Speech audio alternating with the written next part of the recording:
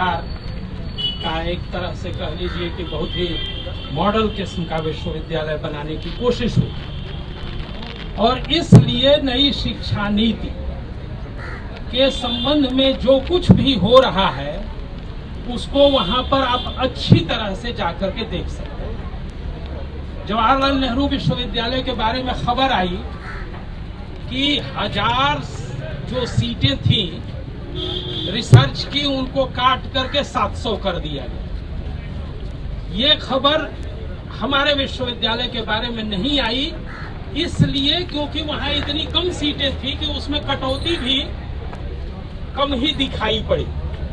लेकिन यह एक चीज है जो आपको बताएगी, अभी बताया हमसे पहले माया जी ने, कि जो नीचे के तबके के लोग हैं उनके भीतर ऊंची शिक्षा की आकांक्षा पैदा हुई है और यह जो आकांक्षा पैदा हुई है इसी का फायदा उठा करके सरकार बहुत तरह का ये कहते हुए कि जो पुराने एजुकेशनल इंस्टीट्यूशंस थे वो इलिटिज्म को बढ़ावा देते थे और इसलिए हम उनको खत्म करना चाहते हैं। लेकिन वो कर क्या रही है? वो कर ये रही है कि ये जो एस्पिरेंट नए तबके हैं तो उनको और ज्यादा मार्जिनलाइजेशन की ओर ले जा रही है हायर एजुकेशन में, और उसके नए नए रास्ते जैसे कि सीटों की कटौती करना।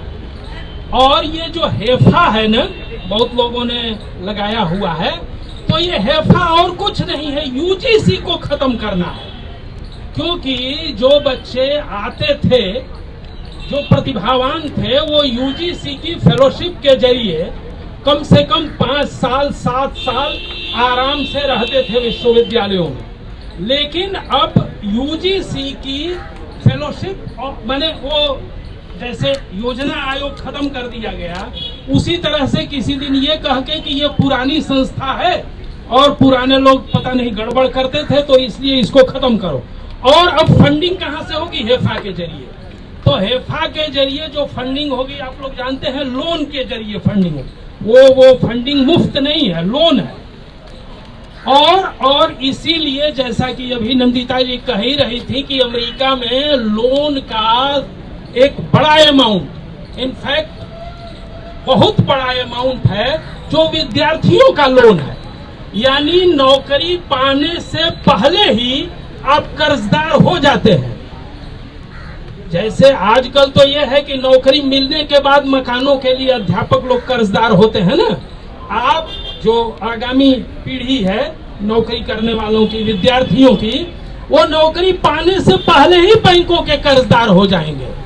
तो इस तरह से कह लीजिए कि आपका पूरा भविष्य एक तरह से जो फाइनेंशियल इंस्टीट्यूशंस हैं उनके हाथ में रख देने और पूरी की पूरी शिक्षा व्यवस्था का, जिसको निर्मला सीतारमन जी कहती हैं मोनेटाइजेशन, तो पूरी की पूरी शिक्षा व्यवस्था का मोनेटाइजेशन कर देने के लिए, ताकि आराम से उसको जो धनपशु हैं उनके यहाँ रखा जा सके। अब हायर एजुकेशन कितनी महत्वपूर्ण चीज है, इसको मैं पिछले दिनों पढ़ रहा था तो एक सज्जन ने कहा कि पूरी दुनिया के जो ब्यूरोक्रेट्स हैं, पॉलिसी मेकर्स हैं, वो सब के सब अमेरिकन यूनिवर्सिटीज से पढ़े हुए हैं और इसलिए भी अमेरिका पूरी दुनिया में अपनी हेजेमोनी विचारों के स्तर पर स्थापित कर पाता है। तो अगर हायर एजुकेशन को आप डिफंड करिएगा तो उससे नाश सिर्फ अपने देश का नहीं होगा बल्कि अपने देश के कद का भी विनाश होगा।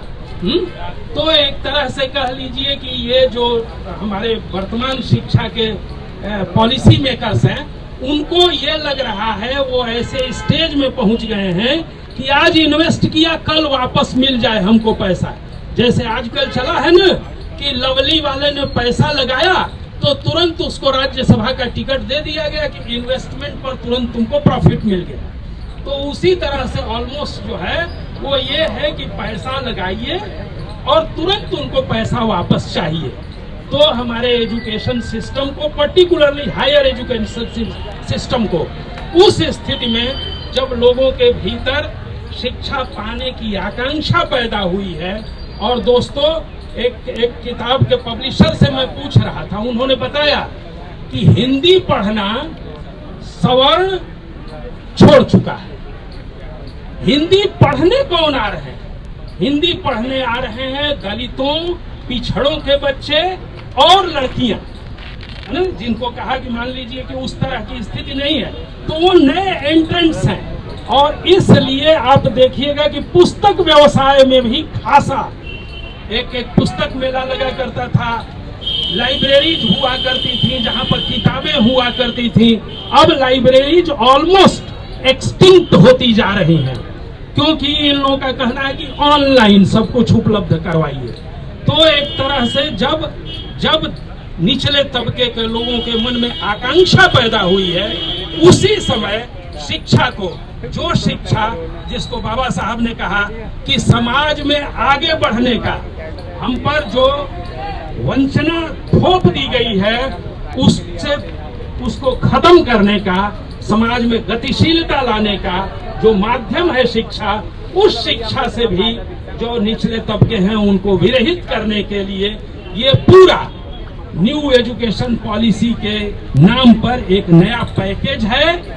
और इस पैकेज को आगे बढ़ाने का उत्साह इस सरकार को उत्तर प्रदेश चुनाव की सफलता से मिला है। इन्होंने उसके जरिए जो दूसरी शिक्षा प्राप्त की है वह यह कि जितने ज्यादा लाभार्थी हो जाएंगे उतना ज्यादा हमको वोट मिलेगा। तो इसलिए सबको ही इस स्थिति में कर दो कि वो मोदी का नमक खाते रहें और हमको वोट दें, यही हमारे आगे बढ़ने का रास्ता है। इसी दर्शन के तहत न्यू एजुकेशन पॉलिसी के जरिए हायर एजुकेशन के परिवर्तन किए जा रहे हैं।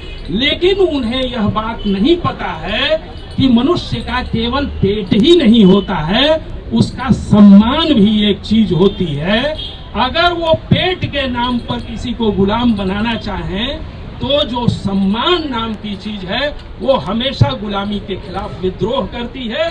और वही विद्रोह ये जो समाज के नए तबके आए हैं उनके भीतर आहिस्ता आहिस्ता पैदा हो रहा है। और उसी को चैनलाइज करने के लिए हम सब लोग ये कोशिशें कर रहे हैं।